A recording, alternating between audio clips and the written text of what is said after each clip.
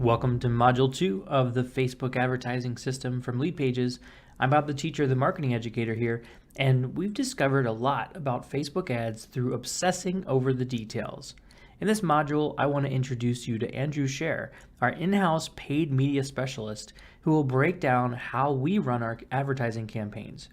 Andrew and I will share what's working for us, mistakes you can avoid making from the beginning, and how to measure success. Andrew is a paid media ninja, and we're fortunate to have him on our marketing team. His campaigns bring in over 1,000 new LeadPages customers each month through Facebook, Google, and other paid media channels.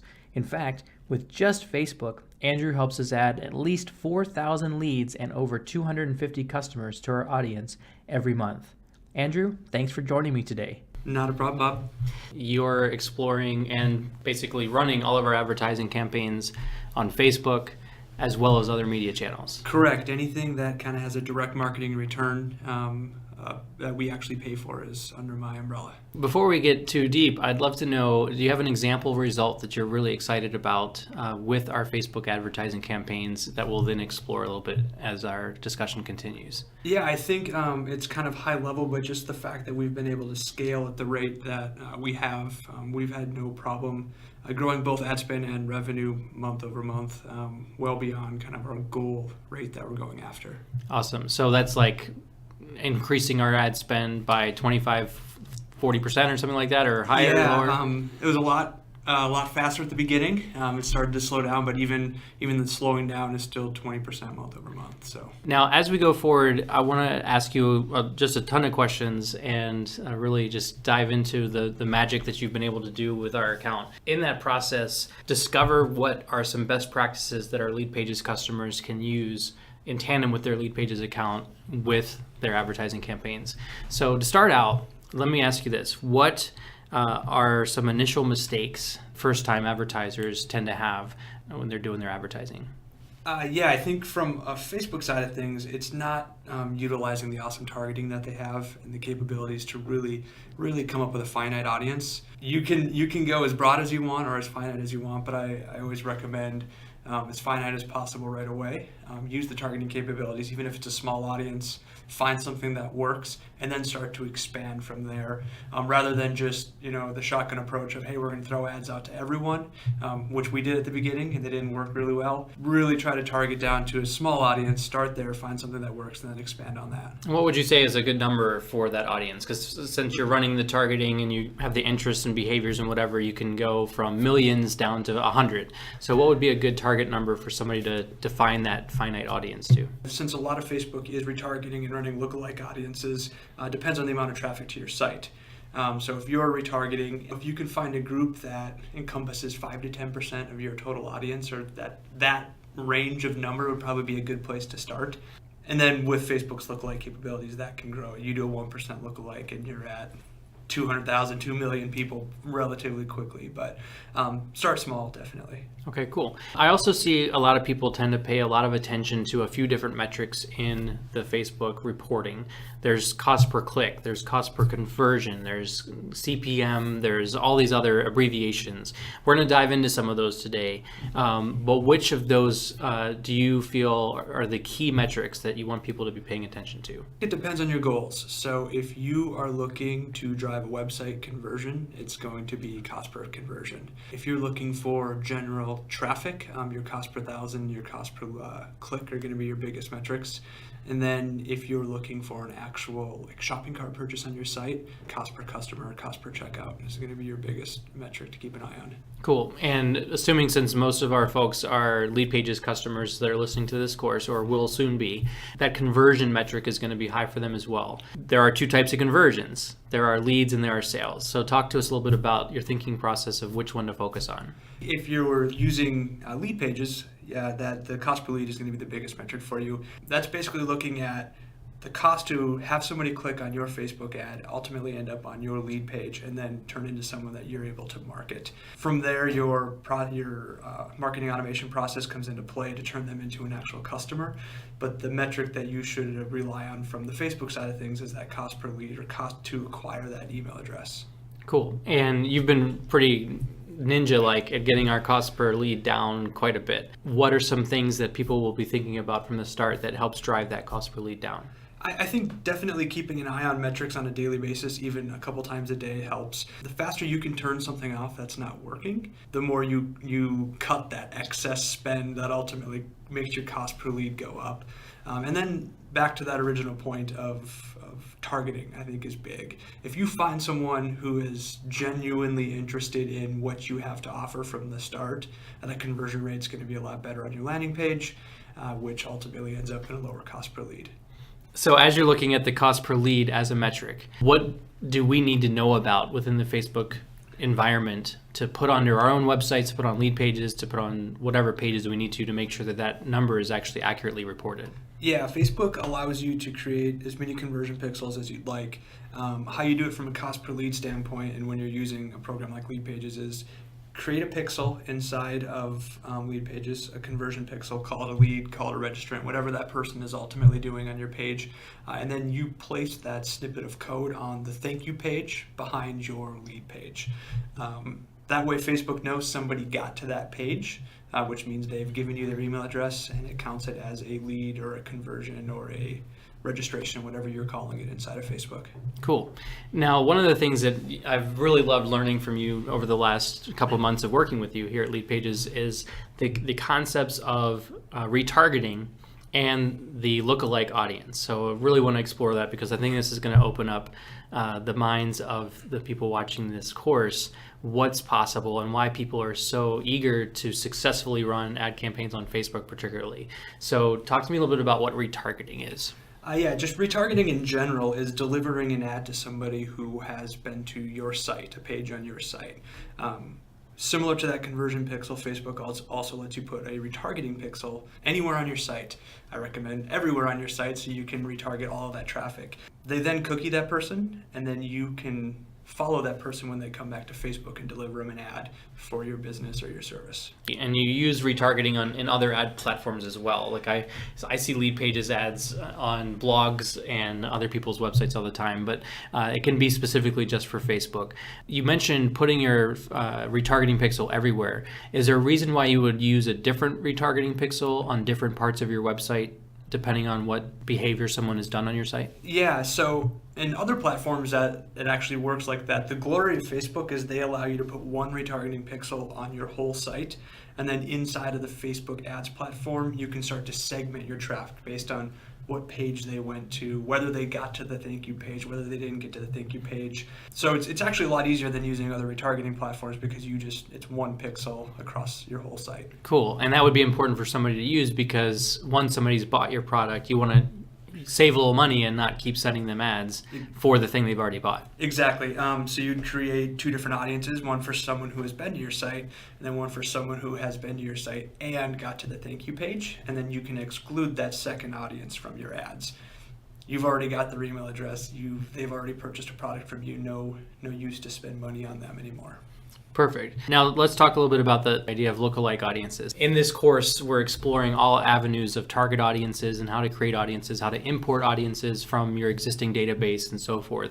But one of the most fascinating audiences to tap into seems to me to be that lookalike audience. So explain it to me as if I've never heard of that before. Yeah, lookalike audiences are great, especially when it comes to expansion and when you think you've run out of ideas and you've run out of your own audience to retarget. Facebook's got an algorithm, and I don't know if anyone knows exactly how it works, but they take all the data from your retargeting pixel, so somebody who's been to your site, and then they mirror it with the whole audience, the whole population that uses Facebook, and based on attributes, they come up with a group that looks like people who've been to your site, or you can even get more finite and come up with a lookalike audience that looks like your customers. These are people who have never been to your website, they've never opted in, they've never converted on your site, but based on an algorithm, Facebook says they look like your customers, they act like your customers online, and that's a good group to start going after. You make sure Facebook knows which pages on your site are checkout pages so that you know which people have become customers. And then Facebook figures out, based on those people's behavior on Facebook and their interest levels and their activity, we'll make an audience that looks like that. So Correct. it could be what movies they look at or TV shows that they look at, how they vote, how active their credit card online purchasing behaviors like, all that kind of stuff. There are millions and millions of data points inside of Facebook for every single user, and they're able to match them up to very scientifically come up with someone that looks like your website traffic or looks like someone who's already purchased on your website. The downside of paid advertising is usually, just as you mentioned before, a shotgun approach. I just throw it out. It's almost like throwing a banner up on the side of the highway and hoping that some particular driver is going to see it. But essentially, what you're doing is Facebook says everybody who drives a Ford pickup truck is the only people who will see this ad in the first place. And what we would normally spend on an ad to show to everybody else is just eliminated. And so our costs go way, way down. Yeah, I think that's the best thing that Facebook has to offer from an advertising side of things is just the ability to get your ad in front of eyeballs who at least from an algorithm standpoint should be looking at your ad. Cool. Now let's talk a little bit about the way that you've structured campaigns here at LeadPages. What are some of the things that you think would be obvious that somebody watching this course is going to go, well, no kidding that they advertise that and promote that. But you promote some other cool stuff in our ecosystem that has some pretty cool results. So first, what are some obvious targeted landing pages that you would say people should be advertising to? Yeah, I think anytime you have a valuable asset that somebody would like to download, whether it's a webinar, white paper, PDF, something that gives value to someone, I think you can run a campaign around it. If you're posting, especially in a blog, I think you should be posting that on Facebook as well, and then running paid placements for those Facebook posts. If you produce valuable content, it's something that is very easy to promote from a Facebook ad side of things, and we've seen good results return on ad spend wise with just promoting our own content that we produce.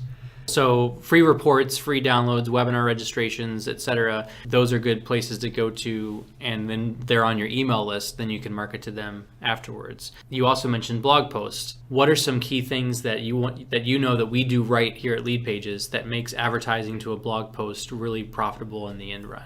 Yeah, LeadPages is easy to advertise for blog posts because our blog is so highly optimized. Our blog post is there to provide content, but also it's a great lead collection source for us with lead boxes. And on our blog, we promote our webinars, and on our blog, we promote assets. So not only is it valuable content, but it's also a very good conversion point for us. Yeah, and one of the things I love about the landing page of a blog post for us is we don't have 6 opt-in forms visible on the page. We have an attractive layout, but there's actually at least 6 opportunities to opt in pretty much on any post that we have, between the 2 separate webinar registrations, the regular email list, the content upgrade for the post, plus the 4-step tutorial. And usually in the footer, there's another opportunity to opt in, but none of those look like opt-in forms. So I think it's really cool, and maybe is even favorable for Facebook's terms of service, to have all this content with no visible opt-in form on the page. Yeah, I think it's good, and we've taken a lot of time and put a lot of effort into making it very user friendly. And Facebook and Google and every paid media advertising platform out there likes you to drive traffic to something that's user friendly and is aesthetically pleasing. And I think the way our blog is set up definitely accomplishes that. Is there a time when you are sending paid media to a sales page instead of to an opt-in? What are some thoughts around that as a focal point? Most definitely. Anytime that you have an e-commerce shopping cart, sending retargeting traffic, or at least testing sending retargeting traffic right to the shopping cart is a good approach. I personally go in and set up some audiences for people who've been to our pricing page. They've had enough interest to get all the way to the pricing page, and then we retarget them and send them directly to the shopping cart page or the pricing page where they can purchase. If someone shows enough intent, whatever you deem enough intent from a website traffic side of things, you can send them right to your pricing page. Cool, but it sounds like you would not recommend sending cold traffic who have never seen your page straight to your buy page. Really depends on your business model, but most models go for lead opt-in first, get them warm through some sort of nurturing sequence, and then maybe down the road send them to a thank you page. Okay, cool. But even if they do choose to do that, having the retargeting pixel on that page, they might not capture the lead, but at least they've triggered enough so that they could retarget them. at the end of the day. Yeah, and if you set them up right, you'll know whether they are or are not a lead, and then you can send them specific ads based on whether you've captured their email address or have not captured their email address. Cool, and that's where that importance of that tracking pixel, the conversion pixels they have, is so important on various pages of your site. Yeah, especially from a retargeting standpoint, as many times as you can put it on a page, definitely do it. Now, talk to me a little bit about how you create ad sets in the sense of what are some of those behaviors that you're looking at? What are some of the finer tuned audiences that you like to target so that you can have a very focused campaign that gets a low cost per click while also having a high conversion rate? I think we've used Facebook's data a lot to learn how to do this. They provide a lot of great audience insights, whether your customers are male or female, whether they're 18 or 60, what their other online behaviors are. From there, we then go into the targeting and kind of go backwards and start to narrow it down. So we do a lot of gender targeting, we do age targeting, we do a lot of interest targeting, interested in your competitors, interested in companies that are like you, interested in like businesses, I think are awesome targeting capabilities. And then taking it one step further, starting to pair those targetings, the targeting capabilities of like behavior and interest with your lookalike audiences is really, really powerful. So now you can say that somebody likes your competitor and they look like your customer. That's a very finite group that you can start to go after. Cool. And then what's that next level with the ads that you run to those audiences? It seems to me like you have a great opportunity if you know that this audience is of women 35 to 45 who are single, that your ad copy or your imagery on your ads could reflect that audience or speak directly to them. Yeah, both of those. I think the more directly targeted and the more you can speak to that group, the better off you are. But from a click rate, from a conversion rate, from basically every metric that you want to improve, I think the more targeted you can get with your ads, the better. Now, I want to go back to this idea of the landing pages because that seems to be one of the critical elements to a successful campaign. For all the good ad copy you might have and the great image to get the click, that's what Facebook wants you to do. Like, Facebook wants you to get the click because that's how they're going to make their money. But for you to make your money and build your list, the landing page and that conversion has to happen. So except for the conversion of liking your page, everything else is essentially off of Facebook. So a couple things. Number one, what are you finding for landing pages that are on Facebook, like using a Facebook tab within a business fan page as a destination for your ad? Is that a good thing to do? Is that something that you would not advise? I think it really depends on your business, but I would advise against it. I think anytime you can get traffic to your site and start collecting data on your site or your landing page, the better.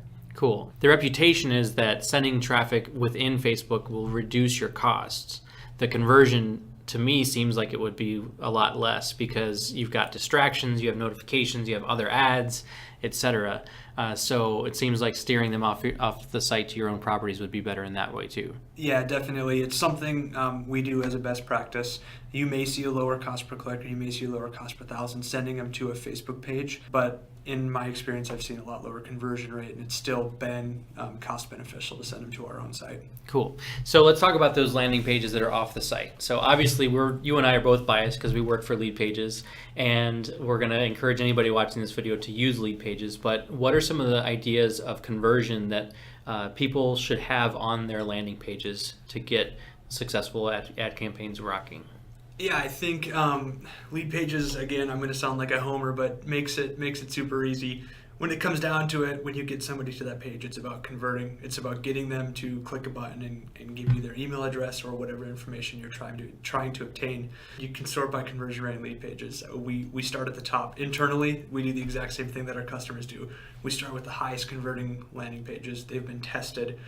We add our own copy in, and we normally succeed with it. If we don't, maybe you're sending the wrong traffic to it from a Facebook side of things. Maybe the messaging you changed on the page isn't appealing enough. I just think using our native platform, just like our customers do, is the best approach we can take from a landing page side of things. Cool. And you don't have to guess what that conversion rate is because the system is saying all 30,000 plus customers are using these pages, and the data points of those are saying these pages outperform the others in general.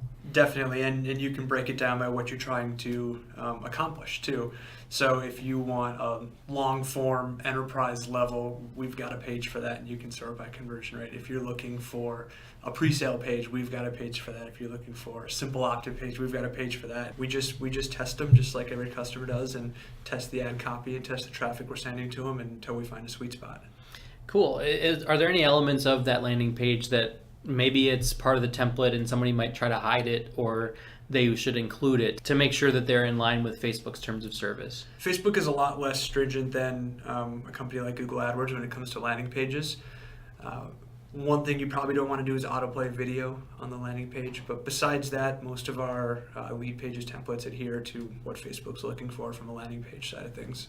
Cool. And it seems to me like landing pages that match the ads that you're running is an important step to take for that consistency. So talk a little bit about how important that is. You run like a boatload of ads. So how many pages do you typically make? Do you try to match up different landing pages for different ad sets, etc.?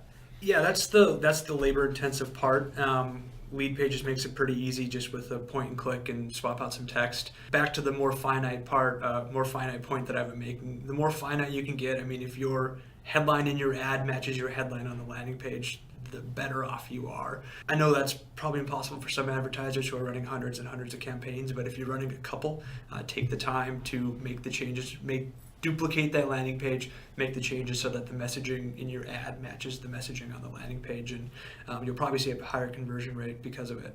And with the duplication feature of LeadPages and, like you said, a couple clicks, you could quickly have 10 versions of the same page, but that are served by those 10 different ads. Definitely, it's super easy. Now, creating the 10 ads, 50 ads, 100 ads, that's a really labor-intensive part of Facebook, I find. It seems like you have a secret weapon to automate that process a little bit so it breaks up. Talk to us a little bit about that. There are a couple tools out there that do it. I'm biased to a tool called Kenshu. I've been using it for a while, but it helps in duplicating ads. You were speaking of one earlier. What was it called again? Quaya. One of our other Facebook experts that is in this course has mentioned it. Both work for duplicating ads and kind of taking a little of the labor out of it. Again, if you're not running hundreds and hundreds of ads, it is pretty easy to create an ad inside of Facebook. It's not rocket science, and you can reuse a lot of your copy, try to tweak some of the buzzwords you use in your headlines, and swap out the imagery, whether it's stock imagery, whether you have a designer, whether you are a designer and are creating your own ads. Try to keep it fresh, because there's definitely ad fatigue from a user side of things. It's not insanely difficult unless you're running really, really big campaigns and programs. Cool. How long would you say that an ad should run before you start to tweak and tinker with the ad copy, the image copy, etc., so that, it seems to me like there's a point before which it's premature and after which you might lose hundreds of thousands of dollars. So what's that sweet spot of making some revisions and changes in your ad campaigns? Yeah, I think every threshold is going to be different, based on your overall ad spend, based on your goals, based on what you're trying to accomplish. But if you have the budget to do it, give it its fair shake. I would let it play out. And if you can within a couple sales get back to break even, I would continue to run it. If you get past that, if you're I need 5, 6, 7 sales for this campaign to be break even, I'd contemplate changing something or turning it off. But again, it all depends on your goals. If you have a small budget, you're going to be a lot quicker to pause it. And if you have a larger budget, you might allow it to run a little longer. Cool. Now, you just mentioned something that I'd love to explore a little bit further, and that's breaking even versus profitability versus losing money. So there's a ton of schools of thought out there, and I'd love your take on what is your goal at how much you spend versus how much you make on your ads themselves, and what else do you consider for a campaign to be successful as opposed to a drain on the business? I think this one also really depends on your business. I have a background in B2C e-commerce from a retail side of things. I have a SaaS-based business, which we're in now. I have a pure B2B lead generation business background as well. And they all had 3 very different goals. SaaS-based business, your return can be a little less because it is a multi-subscription business. You can afford to maybe even be negative. Some larger companies have come out and said they're negative for a couple years. Their cost to acquire a customer is a couple years negative. A B2B lead generation business, we had a cost per lead goal where we just tried to obtain that cost per lead at all costs.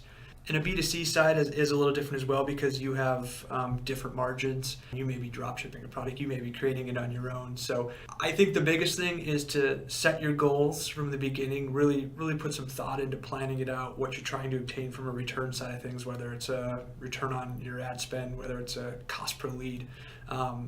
And go with it as long as you can. You might have to change, you might have to be flexible. Maybe you aren't going to convert like you thought you were going to convert, but set it at the beginning and go after it. Cool. So it seems to me like knowing your lifetime value of a customer is really important.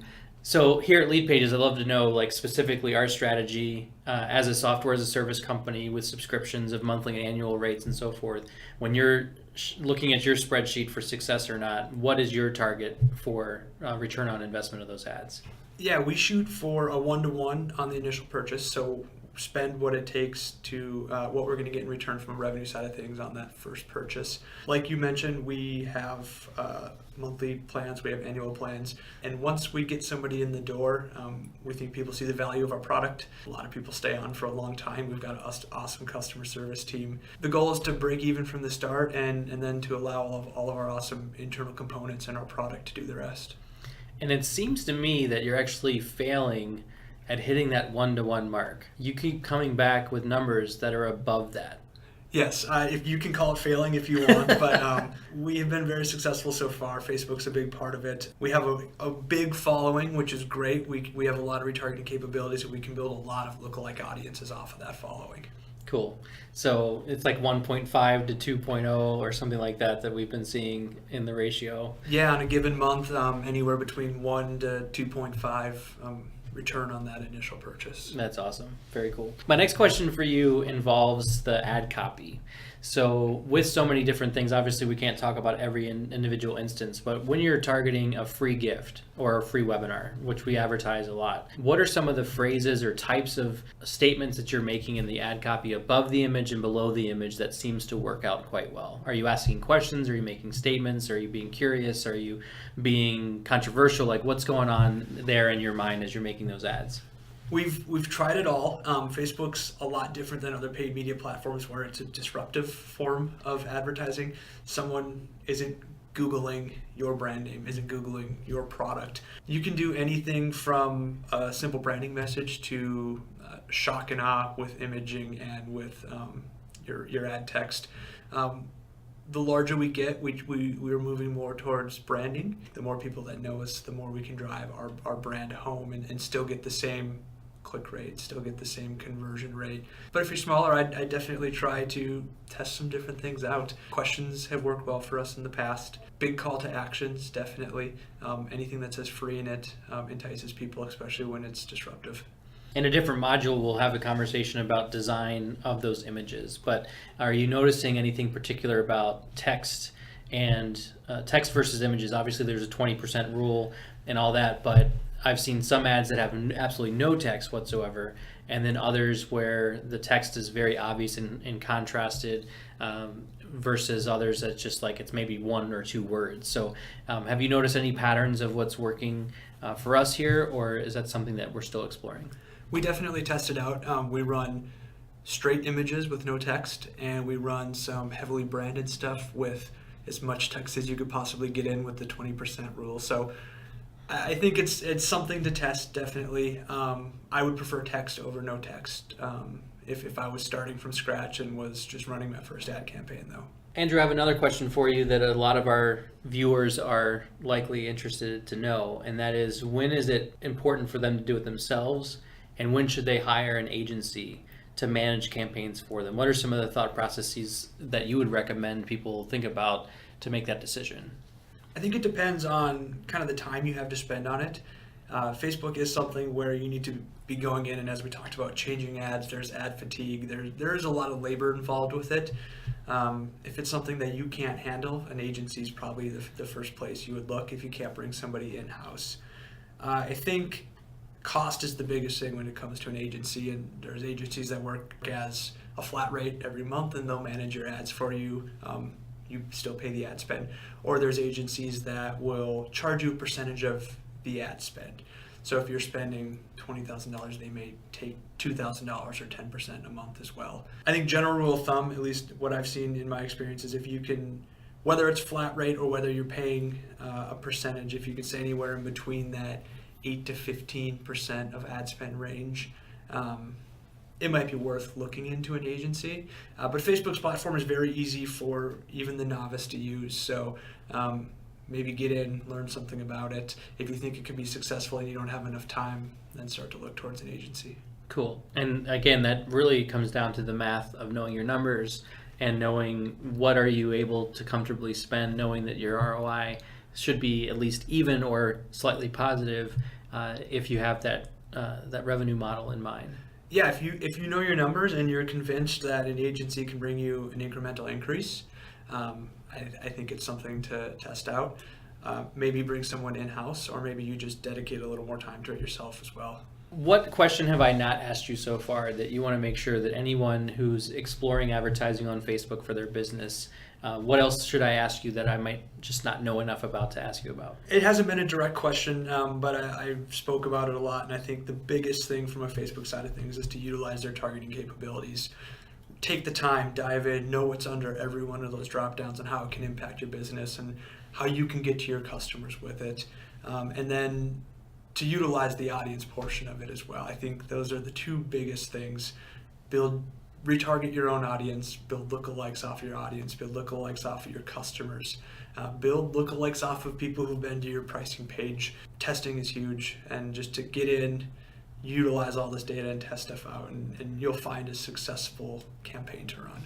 All right, Andrew. Well, thank you so much for sharing a lot of wisdom, a lot of strategy of what we're doing here in-house in LeadPages. I know it's going to help out a lot of our viewers here today. Thanks, Bob. It was fun. I'll do this anytime. Fantastic. Now, before you go on to the next module, make sure you've downloaded the materials I've created for you to ensure your Facebook advertising success.